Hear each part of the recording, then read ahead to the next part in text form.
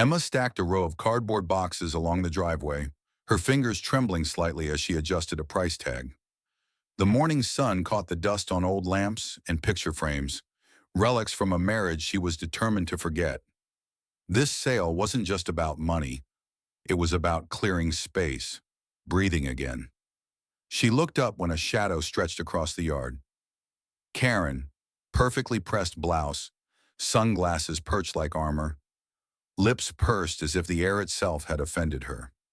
"Emma," Karen said smoothly, though her voice carried the sharpness of glass, "you really should have asked the HOA before putting this display together." Emma forced a polite smile. "It's just a garage sale." One day, that's all. Karen tilted her head, eyes scanning the driveway as though searching for ammunition. "Rules are rules. A street sale like this disrupts property values.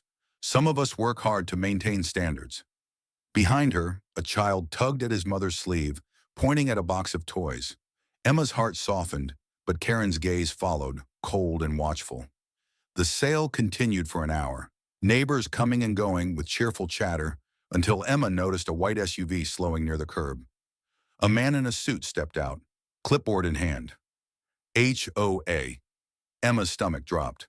She caught Karen's smirk from across the lawn. Small, satisfied, venomous. The man approached. "Ma'am, we received a complaint about an unauthorized sale." "You'll need to shut this down." Emma's chest burned, but she swallowed her anger, thanking him through clenched teeth. The neighbors dispersed awkwardly, glancing between the two women. As the driveway emptied, Emma stood alone, staring at Karen's retreating figure. Polite smiles had vanished. In their place, something darker had taken root, and Emma wasn't planning to let it die. Emma didn't sleep that night. She lay awake replaying the smirk on Karen's face, the humiliation of watching her neighbors scatter as if she had done something wrong. By morning, her shame had cooled into something sharper. She wasn't going to let Karen win. If one small garage sale was a problem, then Emma would make it bigger, louder, brighter, impossible to ignore. She began knocking on doors, inviting neighbors with a determined smile. "Bring food, music, chairs. Let's turn this into something the HOA can't bury." Word spread quickly. The following Saturday, the street pulsed with life. Folding tables lined the sidewalks, children raced on bicycles, and the smell of grilled burgers drifted through the air. Someone set up speakers, filling the block with upbeat music. Emma stood in the center, laughing with families, her earlier humiliation replaced with warmth and belonging. Then she felt it. Eyes on her. Across the street, Karen stood stiffly on her porch, arms crossed, jaw tight. Her lawn, once a symbol of pristine order, now looked out of place against the joy spilling over the neighborhood. "Emma," Karen's voice cut through the music when she finally approached. Her smile stretched thin. "This gathering isn't authorized." You know that. Emma met her gaze without flinching. "Funny, Karen. Looks like the neighbors love it. Maybe the HOA should try supporting the community instead of strangling it." Gasps and chuckles rippled through the crowd. Karen's face flushed, but she said nothing more, retreating as if every pair of eyes burned holes into her back. From the porch, she watched for hours, expression hardening. Every cheer, every laugh was a reminder of her loss of control. To the neighborhood, it was a party. To Karen, it was betrayal. By dusk, lanterns lit the street in a warm glow. Emma leaned against a table, exhausted but triumphant. She didn't notice Karen's curtains twitching, or the way her shadow lingered long after the music faded. The block party had ended, but something had begun, something Karen couldn't let go. After the block party, Emma felt a fleeting sense of victory. Neighbors stopped by to thank her, some whispering how refreshing it was to finally push back against the HOA's stranglehold. But beneath the congratulations, Emma noticed the way some glanced nervously over their shoulders, as if even their words might be overheard. 2 nights later, a plain envelope slid under her door. No name, no return address. Inside was a single sheet of paper. "Check the books. HOA dues don't add up." Her pulse quickened. She sat at her kitchen table long into the night, scrolling through public HOA filings. At first, nothing seemed unusual until she spotted the discrepancies. Thousands of dollars allocated for community improvements, yet no projects had ever been completed. The more she dug, the clearer it became. Money was missing, and at the center of it all was Karen, the treasurer. The next afternoon, Emma confided in her neighbor Tom, a retired accountant who had lived on the street for decades. He lowered his voice to a whisper. "I've suspected it for years," Tom admitted, "but Karen isn't alone. She's got a circle. Friends on the board who cover for her. They shut down anyone who asks questions." Emma frowned. "Why hasn't anyone reported it?" Tom sighed. "Because anyone who tries doesn't last here. They move, or they're forced out." Emma's mind raced. It wasn't just about pettiness anymore. Karen had real power, and she was willing to wield it. That night, Emma walked past Karen's house. The blinds were drawn, but she saw figures moving inside.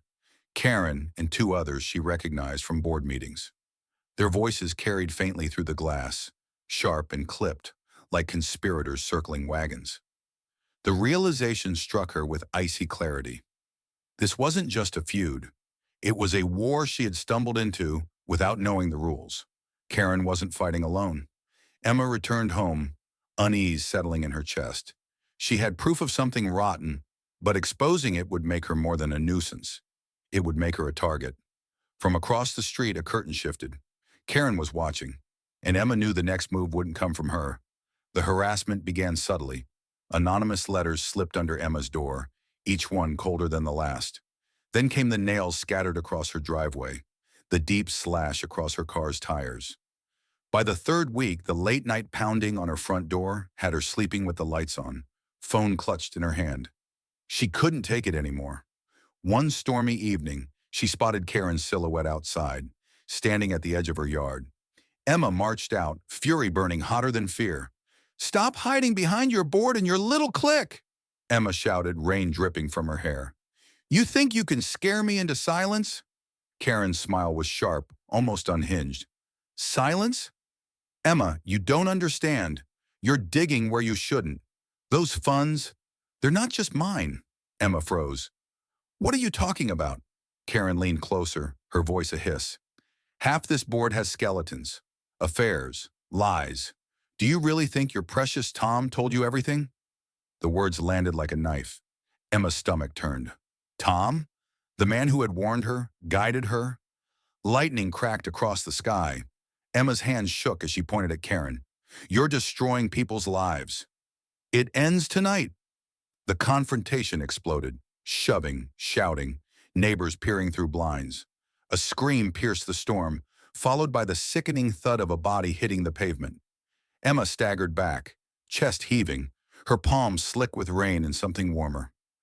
Karen lay sprawled on the ground, blood pooling beneath her head, her breath ragged but alive. The silence that followed was heavier than the storm. Curtains pulled back, faces wide-eyed. Emma stood frozen, surrounded by witnesses, knowing nothing would ever be the same. And somewhere in the chaos, she realized, this wasn't victory. It was only the beginning.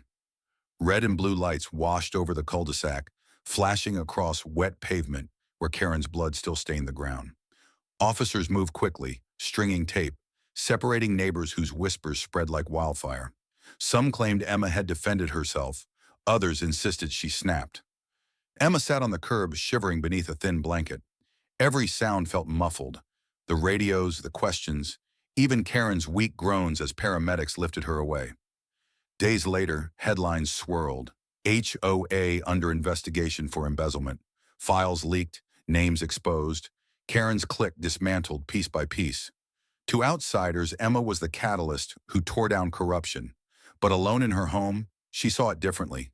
She replayed the shove, the fall, the flash of blood. Justice had come, yes, but not cleanly. Staring into the darkened window, Emma whispered to herself, voice breaking, "Did I fight for the truth or become exactly what I hated?" And no answer came back.